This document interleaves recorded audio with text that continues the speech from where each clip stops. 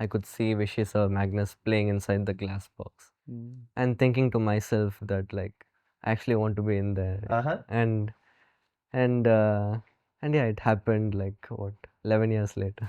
Any instance you want to share from the World Championship? I was considered to be a huge favorite, and first round I just got a crushing loss.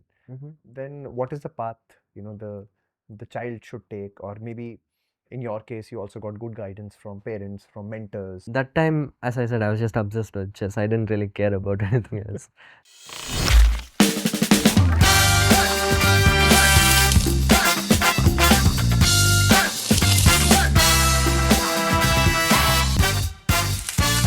Think of the Grandmaster. Think of the world champion, the receiver of Khel Ratna Award and FIDE's Best Young Player. All of these titles and only one name, Gukesh. इन्होंने ना सिर्फ world champions को हराया है बल्कि अपनी personality से सबको बहुत ज़्यादा इंट्रीग भी किया है.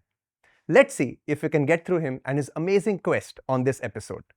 Hi, I'm Nipun Marya, the CEO of iQOO and host for the Quest Talk. यहाँ बातें सिंपल नहीं, एपिक होती हैं.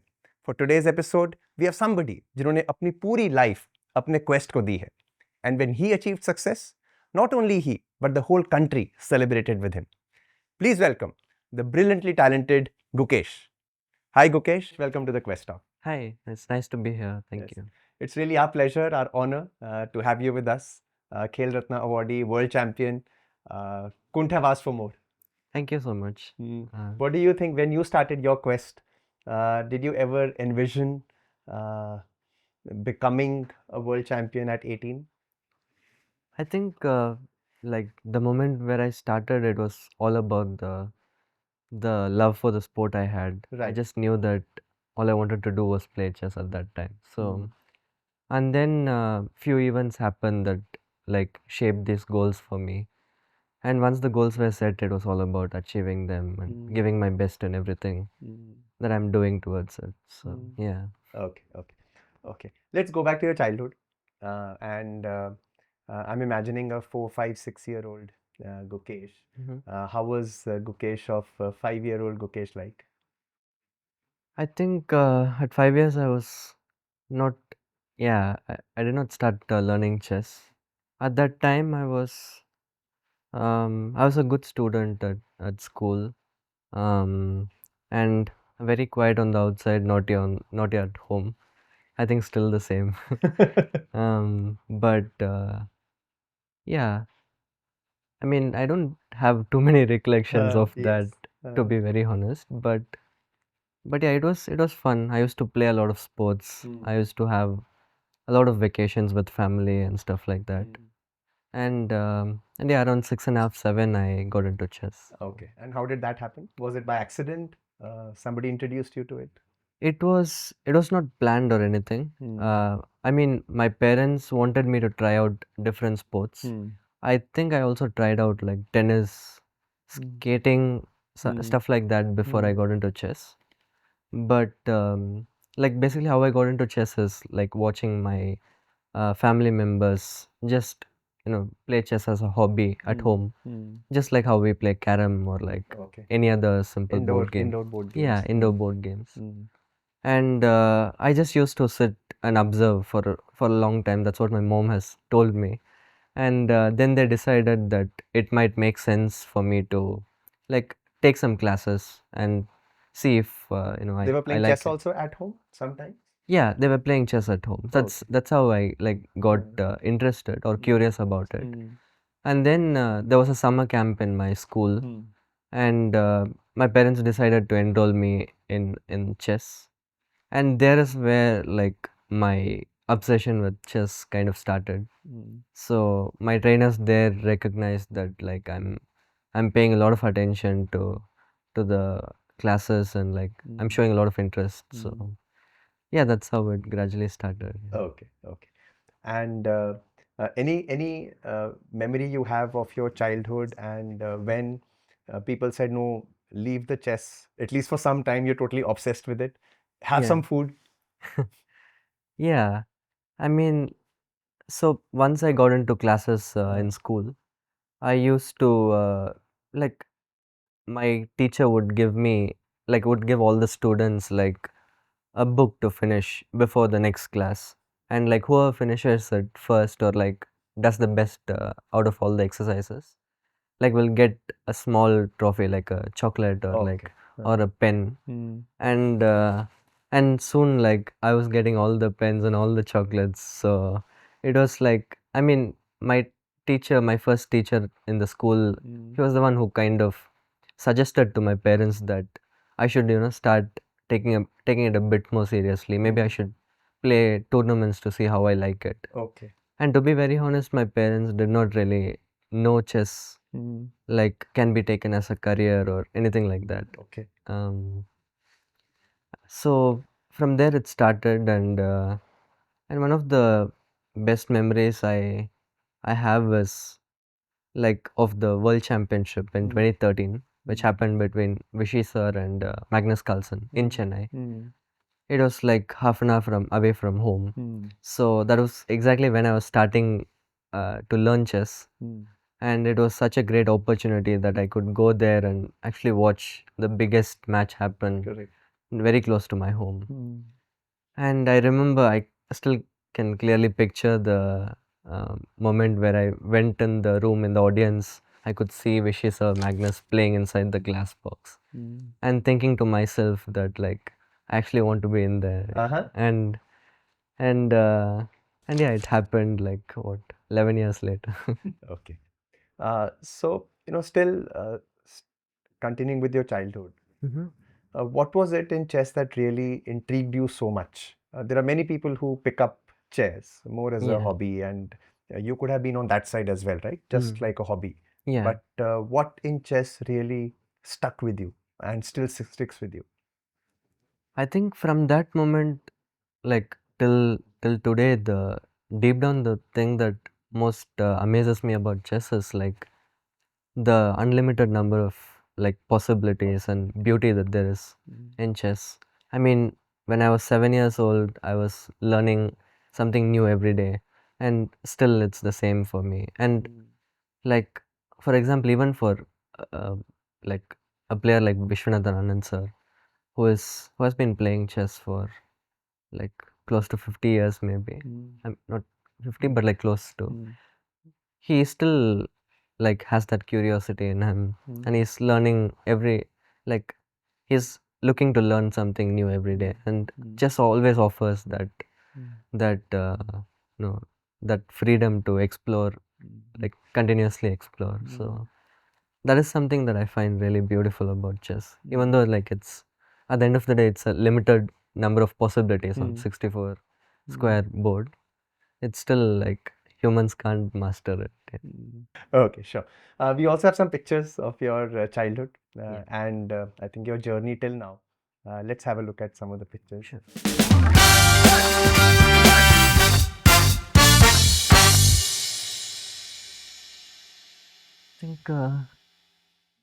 I think the left one might be Batuke's.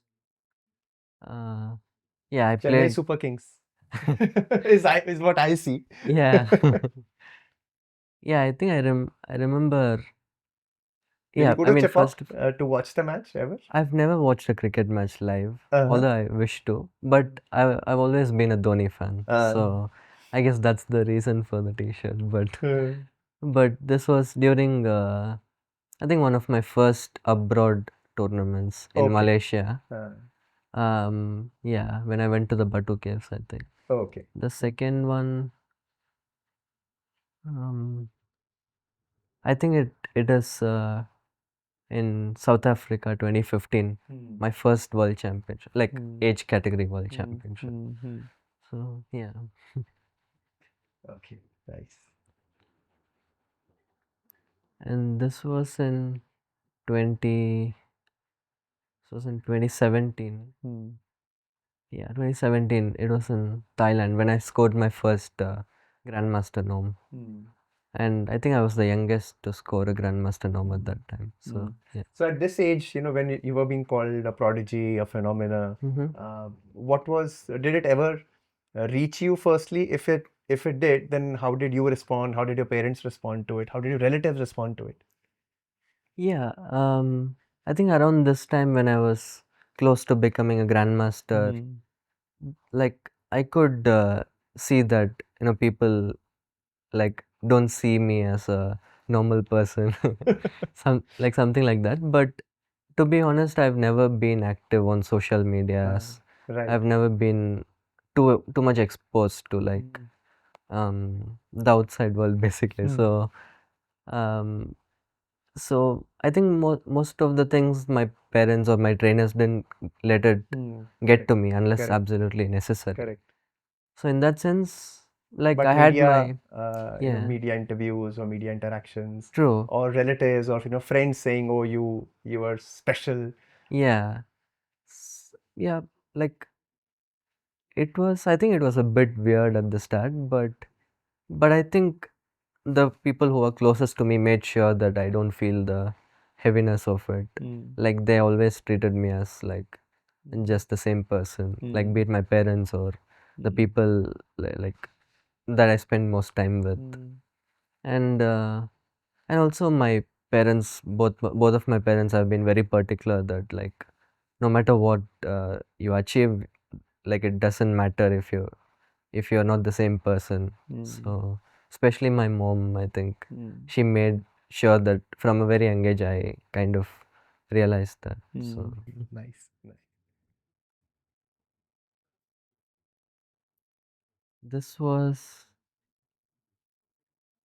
um I think this was again Thailand. Trying to look at the trophy. Yeah. But yeah, this was Thailand. It was, I think, Asian Asian Youth Okay. tournament where I won 5 gold medals, like across 3 formats. Like I think it was 3 individual gold and two team golds, if I'm not wrong. But yeah, that was an age category tournament, but it was a special achievement because I dominated like all the tournaments in my age category. And yeah, around this time I was also world number one in the kids who are of my age and stuff. So, yeah. Okay. Um, I think the striking thing is my like I don't know what it is in English, but in Tamil it's called Vibhuti. It's yeah, it's something. Yeah, like you asked the previous question, did my parents like tell me to do something every day? My mom told me to, like I mean from my very young age, I had to pray and like Vibhuti. put on Vibhuti. So I still follow it, and yeah, I guess Okay. that's So the another thing about. thing, and what is, I'm reminded of a question Mm-hmm. from this picture. Was there ever an instance when you like sat down on the chessboard and then you kept at it uh, till they literally dragged you out of the chessboard, saying, "No, it's enough. You have to take a break." How long have you continuously played non-stop? Um, yeah, like when I was in my childhood, probably the duration was like much longer.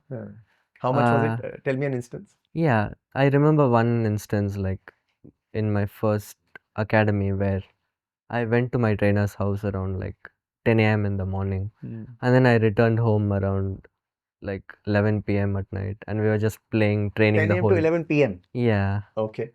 I mean that time, as I said, I was just obsessed with chess. I didn't really care about anything else. So it happened, and then I remember like when I came back home and I was standing outside the gate, my mom was like, "If you do this again, I'll not let you inside." So yeah, like my mom, one of the things that she always shouts at me is that I don't eat on time or I don't sleep on time because I used to always like work on chess. Obviously, with age, it got. I mean, some maturity came. Like I understood the concept of like smart Regularity. work and not over pushing myself. But at that time, at that age, it didn't really matter. I think so. But after I got to a certain level, like I got older. I mean, older in a sense relatively, but I got older. I learned to like manage stuff, not to risk burning out, because it is a serious issue where Correct. like I think we'll come to burning Sure. out and Yeah. managing workload. I think these were terms used these days. Sure. So this was the final move I made. I mean, after this move, my opponent resigned, and this was the game I won to become a Grandmaster in 2019. So yeah, a very special game, and this game I had to win to become a Grandmaster. Like, and also the context to give you a bit is like, before this tournament, I was playing in one more tournament. If I had like made a Grandmaster norm in that tournament, I would break like a 20-year record of becoming the youngest ever Grandmaster. And that tournament, I missed it in the last round by a whisker. And like I missed the record by 17 days. And like there were many such tournaments where I was very close but I couldn't. And finally I managed to control my nerves and like become a Grandmaster with this game. So yeah, this also happened in Delhi, by the way. So yeah, very special game. Okay. So this whole journey of IM and then GM. So as you said, initially it was more about say love of the game. But when did you start setting these targets for yourself? Yeah, I think it started with when I was close to achieving the international master title. Okay. Then it was like then I learned how to manage your um, like like manage your nerves and your expectations, how to perform well under pressure and stuff like that. I remember, I think becoming an international master wasn't that much of a hassle. Like that I made it easily, but then like after I became an international master, I had like around 1 year to break the youngest grandmaster record. And this phase is something that like that actually really like I learned a lot from. I was around 12, 11 around that time, and I basically didn't have any clue about how to handle nerves, how to handle pressure, and like and I did feel the pressure because this youngest grandmaster record meant a lot to me. I mean, when I look back at it, it shouldn't have, but like it did at that time. And I remember for this 1 year, I made my first. So basically, you have to make 3 grandmaster norms to become a grandmaster, and there was some other uh, qualifications. But I made my first GM norm very quickly, and then I think my second norm came after like 7 or 8 months. And during this period, I was close to making the norm like in almost, I mean, in many tournaments that I played, and I would always collapse in the last moment where I just could not handle my. I remember one instance where like I had to make a draw in the final round to get a norm, and I think like that morning I literally could not eat my breakfast. I was that nervous. I was that anxious, and like as a kid I didn't know how to handle it. It was a very new experience for me, and yeah, it just kept happening again and again. And then I think like I started do some other good practices like yoga, meditation. I got introduced to that, and those things really helped me. And also like just as they say, you can only like learn things when you go through something. So it was yeah, when I finally made my grandmaster title with this game, I felt uh, like it felt like it didn't feel that heavy anymore. I was like, why was I struggling so much for this one? And then I just realized that like in that moment, whatever the goal is, we make it much harder for ourselves than what it is actually, because of our expectations or our overthinking and stuff. So Yeah, sometimes it's also said, things are neither as good nor as bad as they seem. As they seem, yeah. Like, and also I read some quote where, like, the the situation is not as bad as or good as the story that we tell ourselves. Yeah. Stuff like that. Yeah. So I think, and also, I mean, although that period was very tough for me to handle, I think it was very crucial that I went through it, because like at such a young age, I managed, like, I learned how to manage these expectations, and later on when there were more like bigger goals, more like tougher goals, I was able to draw from this experience. And So, what was the yeah. learning you got? Because this may be very useful for somebody who's watching us. True. That if I also have expectations or pressure of expectations, and maybe I'm faltering at the last step. Yeah. What did you tell yourself which really helped you, or what practice did you started following which really helped you? I think like each person has their own way to deal with things, but like for me, the biggest thing I was dealing with is not being able to like give my best when I needed to. Like when the moment was big, I used to just collapse. And I realized that, like, I mean, not at that time, but like when I started to become better and better, and more matured also, that like I used to fight with myself so much. Like I used to fight that I shouldn't be feeling these nerves. Like I should be calm under this moment. And then what I realized was like nobody is calm. Feeling nervous is human. Yeah, feeling nervous is human, and like nobody is calm in those moments, and like that's nothing abnormal. Like the heart rate increasing, that's like very common, and slowly it started to become like before I step into a game, if I'm not feeling that nervousness, I'm more worried than if I am feeling nervous, because like I also spoke a lot with my former trainer. I was working for like 6-7 years with my trainer from Chennai, Jim Vishnu Prasanna, and we used to have a lot of conversations about this. And like he used to tell me that like the physical effect that you get before a big game, it's because you actually care about the game. If you don't get that feeling, it means that Yeah, you're not correct. involved If there are in it. butterflies in the stomach, it's good because you care for the result. Yeah, I care. It means that I want to Do like well. do my best. And then I, like, before every game, I just try to just like just observe myself. What am I feeling? And if there is this little nervousness, obviously too much nervousness where like you're freezing is not good, but like if there is this little nervousness, I kind of feel good about it. It's normal. Yeah, Everything is okay. yeah, everything is okay. And some games, actually, it's kind of funny that I feel completely calm. My probably heart rate is not that high. I'm like, what is wrong with me? So like yeah, I just managed to like understand why we get nervous, how to handle that. Sure. Okay, got it. Yeah. And this, yeah, a very special moment for sure.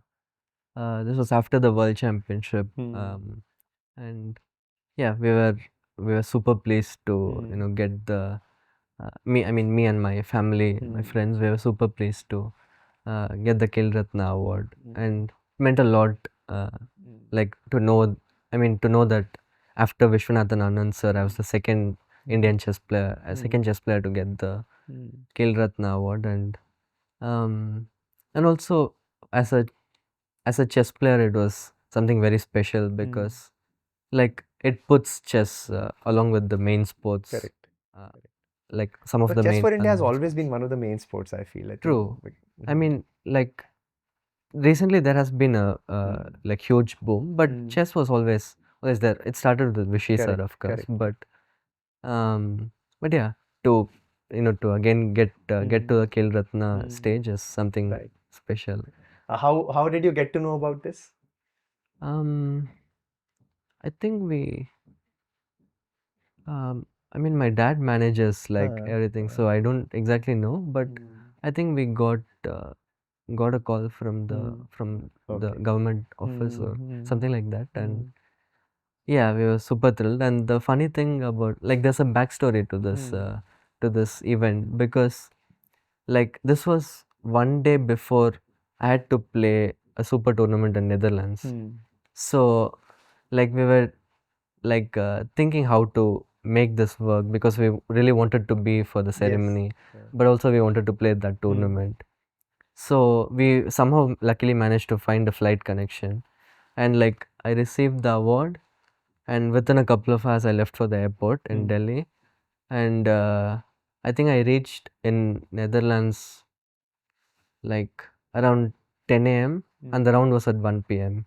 So I just went straight to the game. I went to the hotel, freshened up, straight to the game, and I managed to win that game. So it was yeah, something, yeah, that, I mean, it was also the month after the World Championship, because there was a lot of commitments that I had to attend to, constant traveling, Right. and and for all of it to culminate with Khel Ratna and then a win in the first round of a super tournament is it's an amazing experience. Right, right.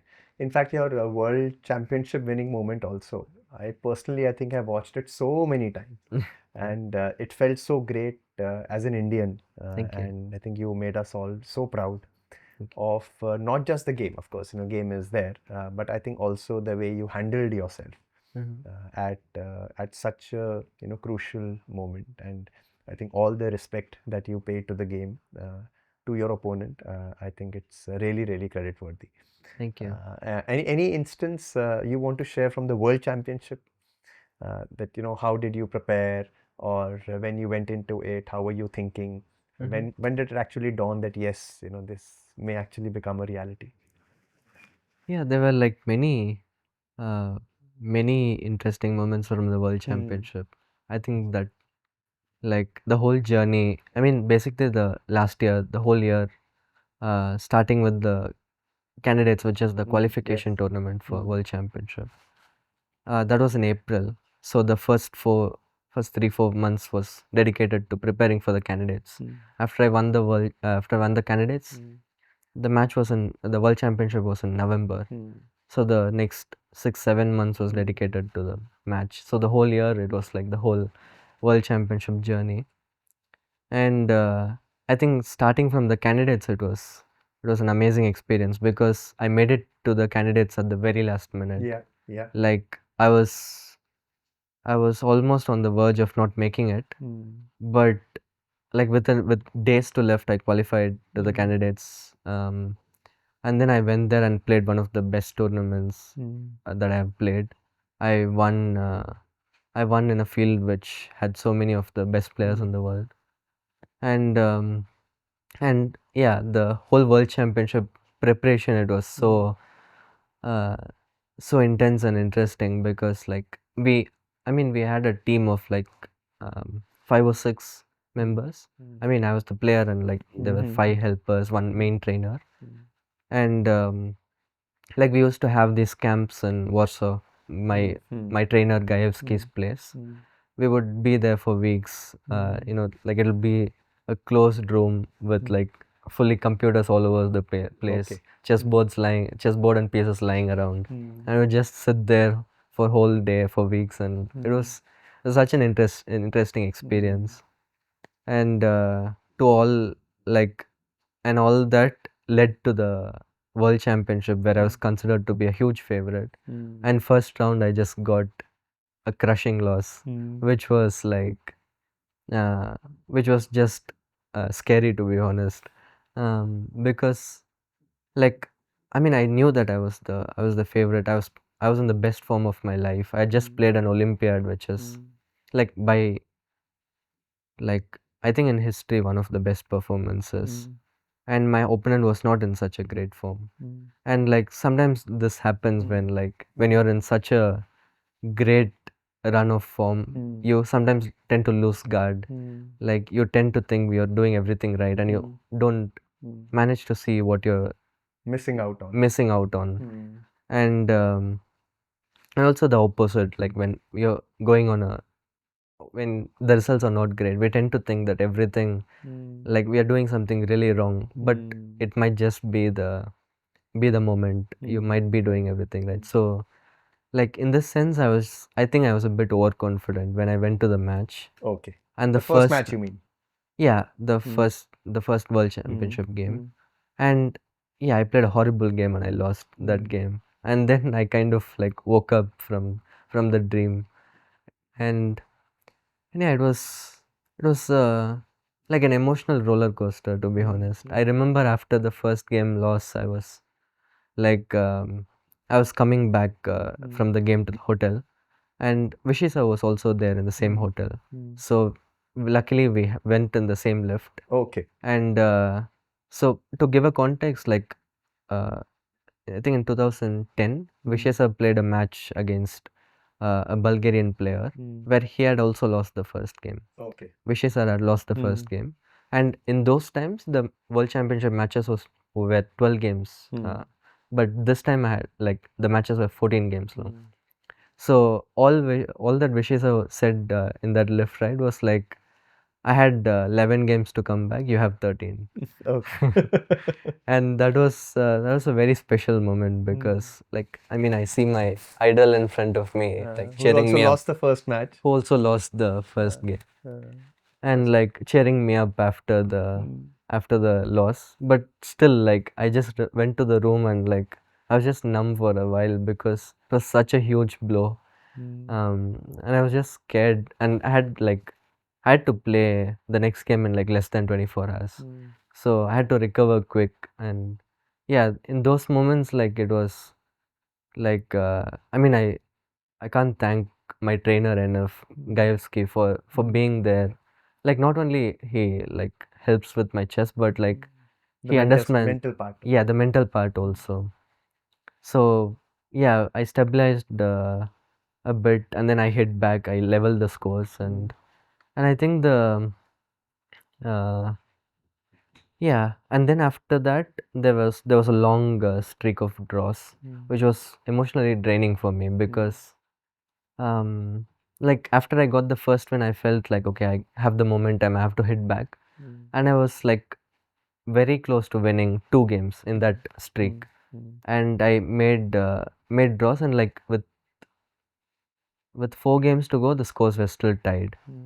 And I think we had a rest day at that time, and I was just uh, not feeling great. So I just sat with Gajewski one day, and I just told him like what I'm feeling. I just felt scared that I will not make it, stuff like that. And then that rest day, usually on rest days we do like preparation for the upcoming day, and that day we decided. I mean, it was my trainer Gayu's idea that we'll not see chess the whole day. So basically, we were playing in the Sentosa Island, right? Yeah, So there was a theme park right Ah, outside our hotel. So he just said, we'll go to the theme park and have some fun. So on that rest day, we completely turned off all our computers, no chess at all. And we went to the theme park. We went on a long like walk on the beach. We went to an ice cream shop. We went on a zip line ride and all that stuff we did. And like we came back late evening, and the night we just discussed briefly about what we are going to play the next day, and then I started to feel like okay, the pressure was slightly off my shoulders. Do you think that break helped? The unwinding part, did it help? Yeah, for sure it did. How did you feel mentally different after the break? Because I think the main thing that happens when you're like uh, when you have a mental block is that you keep thinking about the same thing over and over again, Correct. and you don't have a solution, or you think you don't have a solution, and you just tend to overthink about it a lot. And especially being at a world championship, my childhood dream, like everybody watching, like all my family having hopes, all that stuff was like I knew I could handle it. In that moment, it felt a bit too much. So just to switch off my mind, to just have fun, because like I think everybody has a limit for like how much they can take pressure. Yeah. So at that point, I think my body and mind just wanted some kind of release. So that time to just switch off my mind, just go have some fun. It like refreshed my mind. And like that was not the first time. I've done this a lot of times where I kind of feel stuck on at some point, and I just switch off my mind and reboot it. Correct, correct, correct. And of course, then World Championship happened, and we know how wonderful it was. But if we have to, really talk about failures, because I think success, of course, we've all seen, and Yeah. and has been talked about enough. But I know, and Michael Jordan has talked about it, and so has so many people. Roger Federer has talked about it, that I won only 52% of the points I played. Very famous now. True. With you also, similar thing has happened where you feel, failures have maybe taught you more than success. Yeah. For sure. Like, I think it's like my mom keeps saying that the one who has a graph going like this reaches his goal faster. Okay. Like, I mean, just being consistent like in one phase, like it means that you're not doing anything different, or you're not trying to Pushing harder. push it harder. When you take a fall, it like it can mean many different things, but it's something that you're learning. You're like you're trying out different things. It's not working, but you're working again and again to make it go up again. And like when failures happen, like I can't say I'm like great at handling it. I'm pretty bad at handling No, losses. how do you handle it? Do you Like, bang the table, or do you put something um, when nobody's watching? How is Gukesh handling failure? yeah, like I usually don't show much when people are around, but like I go to my room and like to be honest, I don't throw tantrums too much, but like if the game is too painful, I might break something in the room.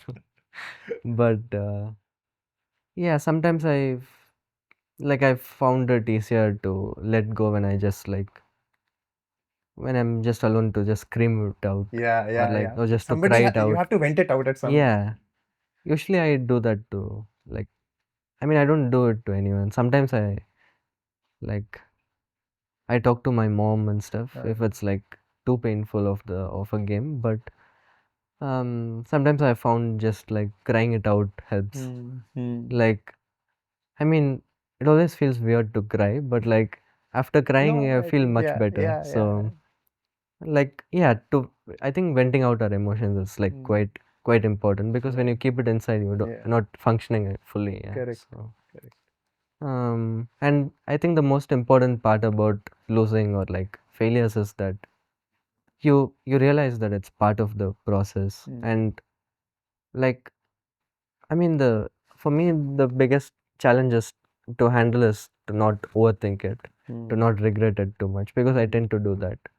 But at some point, I do realize that like it's part of the journey, and like if there is some reason why things have not gone well, and like when I look back at those games, or when I look back at what mental state I was playing in during that game, I learn something from it, and then I like feel much better, because that loss was not for nothing. Yeah, like I got something from it. So we've talked a lot about your journey, and failures, lessons, world championship, and so many people are watching us. I think it's very, very important for from you to maybe share your perspective on when you are growing up and you aim to become, say, a chess GM or a world champion. Then what is the path the child should take? Or maybe in your case, you also got good guidance from parents, from mentors, from Right. trainers, right? Even for parents, mentors, trainers, what kind of guidance would you like to share? What helped in your case, which you think was really helpful and can be a best practice? Yeah. I feel like first of all, in like each individual has their own way, or like each team has their own own way of handling things. And for me, it was it was always like, I mean, the core things that were in my, were in like, was that I tried to follow in my growth is like to be consistent with the effort that I'm putting in. Um, and like, I mean, first of all, to enjoy what I'm doing, to choose the path that, like, I mean, everything gets easier if it's something that you enjoy, and during the tough moments, you actually have a reason to go through them. So, for me, it's that, like, I'm very lucky that I have something as a career that I really enjoy doing, and to be consistent with it over time, to put in as every day, or like whatever consistency means to, like, the person, and just to be like, and also when the results don't show up, to, like, to be persistent, and like to keep doing the right things even when the situation is tough, so that, like, at some point the tide will change. Yeah. and it's something that even I'm trying to, like, remind myself every time, but, like, after a bad phase, like, when your efforts are consistent, after a bad phase, always there is a Good phase does there's come. the good phase does come. And I try to tell myself whenever I feel doubts, or anything like that. So Do you also believe, I've heard some Olympians talk about the rule of third, Mhm. where they say if after a training, one third of the time you feel great, Mhm. one third of the time you feel Yeah. awful, Mhm. and one third of the time you feel average, Yeah. which means your training is going right. Because if you're enjoying too much, which means you're not pushing yourself True. very hard, Yeah. and if it's the other way around, which means you're just taking it too easy. Yeah, I've heard of this. Have you also felt this, the rule of third? Maybe not one third specifically, but Yeah. does it apply in your case? Like, I also feel like this does not maybe fully apply to chess. Like, because I think the trainings, the methods are very different. Like in chess, we, like, I mean, it's most like more like, you, I mean, it's practice. There is also practical things, like you play games, you solve positions and stuff. Those are challenging, where you have to push yourself, and some some training methods are just, you're staying up to date. You're just going through games, you're like learning, you're just gaining knowledge, gaining information. So I'm not sure if it's the same thing, like other, like, especially if it can relate too much to physical Physical sport. sports. I mean, if you ask for, like, one advice that I could give is, um, like, from what I have experienced, it is that, like, practice is simply the, like, Key to the success. key. Yeah. And not only just practice, but to do it Consistent. repeatedly. I mean, consistent practice. And yeah, not, I think, since my mom says this, like, not to, like, change yourself no matter what, like what you achieve, or what you don't achieve, and not to, like, to be just who you are. I think that's also a very important thing. Very nice.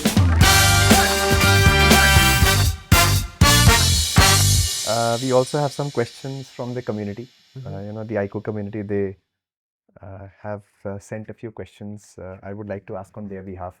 Sure. So Harshit has asked, what's your ick in chess opponents? I mean, there are some opponents who intentionally disturb you during the game. Um, like how Australians do in cricket, I guess, like sledging. I mean, not, I mean, chess players don't talk to each other, but, like, they know certain things that annoy you, and they won't, like, do it intentionally. So those kind of things, like, I mean, some players, like make some weird noises during the game, like shake their legs so much that the whole board starts shaking, all that. And these things I don't like, but I've also learned to just adjust to it, and if it gets too much, to just report it. So yeah. Okay. What is the most recent meme that you've seen? Chess meme? Any meme? Any meme? If you follow memes. Yeah, I do. About you, maybe? About me, not so much, but Okay. um, I don't know which was the last one, but Anyone that you remember of? like for example, this Magnus banging Uh, table memes. I saw a lot of those, uh, which all of them I found it funny, and they were also great for chess because like it was. I mean, yes. like also audience is not usually like not always like fully chess related. Yeah, they get attracted Right. to Right. the players like personalities or Right. like their actions or something. So in that sense, it was like a very good thing for chess. Okay. Maybe you can suggest to him next time. Sorry. Next, suggest to him next time. Maybe try something more. Yeah. Okay. Do you think AI might become your biggest opponent? AI in chess, like the computers have already reached such a like I mean such a level that it's like it's impossible for humans to compete with even like for example my smartphone can easily beat like the best player in the world, like the computer on my smartphone. So it's that strong, the computers. So it has reached a level which people would have thought it's like the end of chess, but like I mean still chess keeps going on. So it's about, so now I would say it's more than like it's about, it's chess is becoming a pure sport because the like I mean playing field is very level. All have all have access to same kind of technology, Same information, algorithms, same same software. algorithms and all that. Versus maybe a couple of decades back, Yeah, I mean, when you had to rely on books or specific training, and trainer may yeah, or may not be available. and also like for example Kasparov era, if you see Kasparov, Karpov, those eras, like Kasparov had like far more advanced technology than anyone else in the like in the chess world, and that created a huge gap. And now it's like, I mean, Magnus has the same technology as like some amateur chess player. So it like it's becoming more of a sport, and I think it's the way it should be. Yeah. So Okay. Let's do some rapid fire. mhm.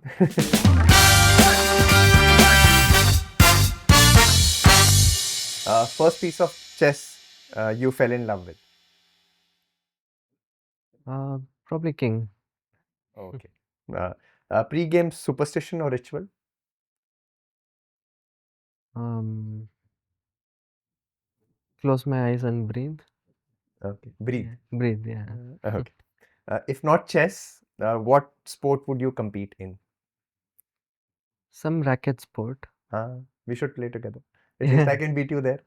Yeah, tennis you'll surely beat me. Badminton, how good are you?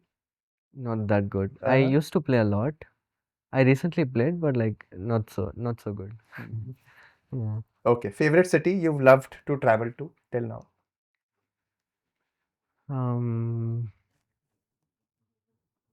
I love like some cities in Spain. Spain. Yeah. I mean not cities, like more like Mallorca and stuff. More this beach Beach. side. Yeah. Okay. Any guilty pleasure when you're on break? Is chocolates considered? Yeah, why not? Yeah, chocolates. Chocolates? Okay. And favorite movie on internet? Any language? Yeah. No, it's like tough competition between few movies, but like I'd say this Tamil movie, Varanamayiram. Okay. Nice. I know you like Arijit. Favorite Arijit song? It keeps changing actually. Any new song that comes, The only twist is you have to sing it also. oh no, no. I don't want No, to spoil the a song. few words. No, I really can't sing. I don't want to spoil the Okay. podcast. Um, uh, I like. I used to like Kesaria. Now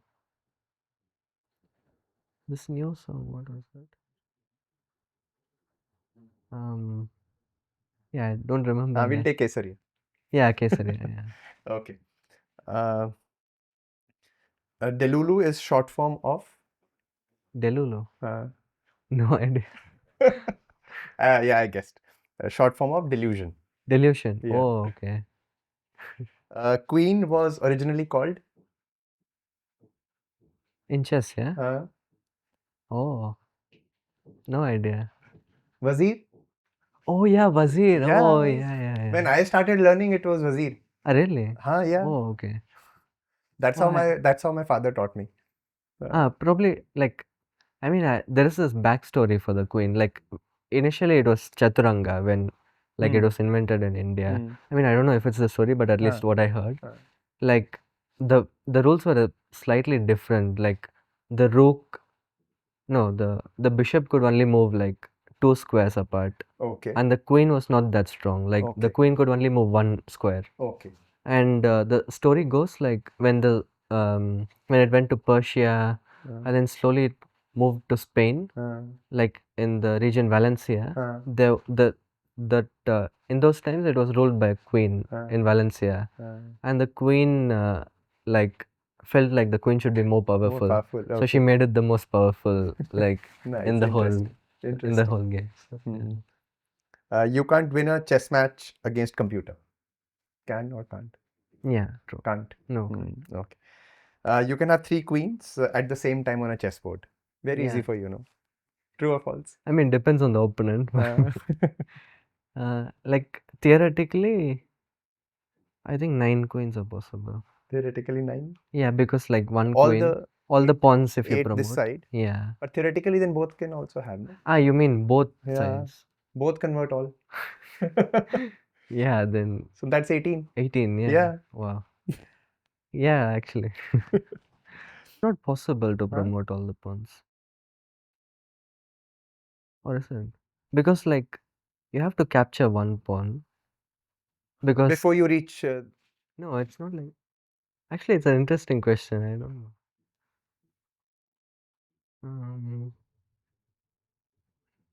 Yeah, I don't think you can promote all the pawns, but I know, interesting too. Like, I'm not even sure if it's like theoretically possible to promote 9 pawns, like from a single side, because the king will get checkmated, I think. No, there can be a way out. There can be, yeah. But yeah, I'm not sure. I have to Yeah, find. okay, Yeah, I good. have to think Interesting. about it. Yeah. Interesting takeaway for you also from for Yeah. chess.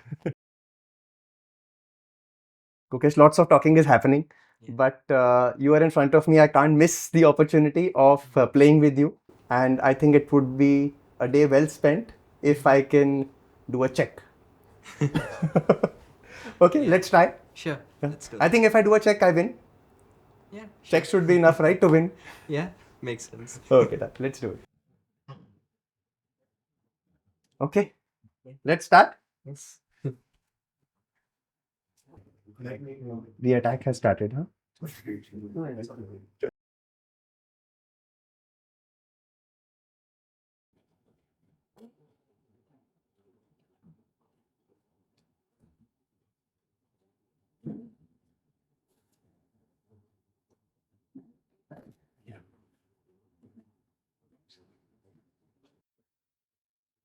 I have one.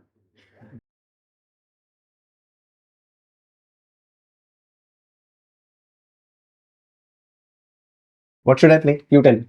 I mean, the Persian was already here. Huh? It's all jumbled up now. it's like quite bad, but you can castle. Okay, castle. Okay. Yeah. Which is I put this here. Right? The king goes to square. King goes to square. Yeah, the rook. Yes, the rook takes to the king. Yeah. Now either I have a risk of this or a risk of this. I mean, this is protected. Yeah, but if you cut it, then I still lose it, no? Yeah, but you can recapture the. Correct. Correct. So I'll let you capture it, huh? Or is there a way out of this? No, it's pretty bad. But like, so this is called a pin basically. Right. Like Call a pin. Pin. Yeah, like I'm pinning your knight to your queen. Right. Like if you take your knight, you lose the queen. Right. And if let's say you move the queen somewhere else, Right. I take the knight. Right. And once you like recapture it, your king is weak because Right. there's no protection. Correct. Correct. Friend of your king. Correct. So yeah, this is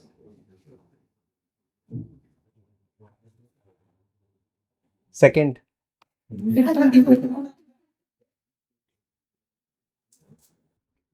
Are you about to checkmate me? like it depends only. What I play? I mean, it's like lost for black, but like you can hold on for some time. Correct. If I bring this also back here, is that a good move? It's not a good move, but uh, like also there is not much choice. At least I go closer, no? Yeah, I mean you can like the thing is like queen is protecting this pawn, and the knight is attacking this pawn, so if you block your queen and take this pawn. But like to be honest, Or I do this first. yeah, that's a better. Okay. This, do you think I should start moving this also? You would love to move your usual, but like Yeah. your pawns are blocking things. Correct. So if I first take this move, then also I'm sacrificing, but I'm sacrificing my pawn. No? Yeah, There's no but like, support.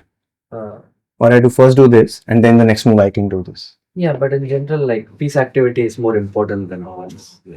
I mean, not always, but like especially in this case. Okay. So I do this first. You know, I think we're getting checkmate because like my queen and rook are lined up here, and your king is like weak, so I'm threatening to come with my queen here to give action. Okay. Because my rook is protecting. Okay. Okay. No, I think my chess career is done. I've checked it.